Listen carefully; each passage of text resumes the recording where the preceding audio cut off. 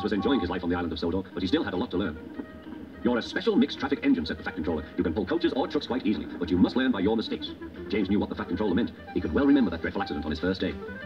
Be careful with the coaches, James, said Edward. They don't like being bumped. Everyone came to admire James. I'm a really splendid engine, he thought, and suddenly let off steam. A shower of water fell on the Fat Controller's nice new top hat. Just then the guard blew his whistle, and James thought they had better go. Go on, he puffed to Edward. Don't push, replied Edward. The coaches were grumbling too. Don't go so fast, but James didn't listen. When at last they stopped at the next station, 2 coaches were beyond the platform.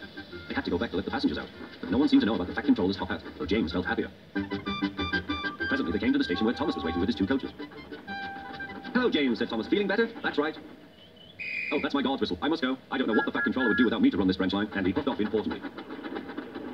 Edward and James passed the field where James had had his accident. The fence was mended and the cows were back again.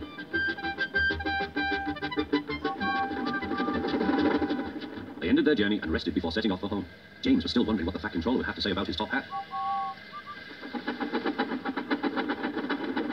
Next morning, the Fat Controller spoke severely to him. If you can't behave, I shall take away your red coat and have you painted blue. James didn't like that at all.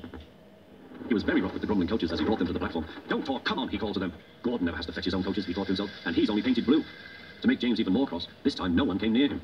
I'll show them, he thought. They think Gordon is the only engine who can pull coaches. Hurry, puffed James. You're going too fast, replied the coaches. James laughed and tried to go faster. The coaches wouldn't let him. We're going to stop, they said. We're going to stop.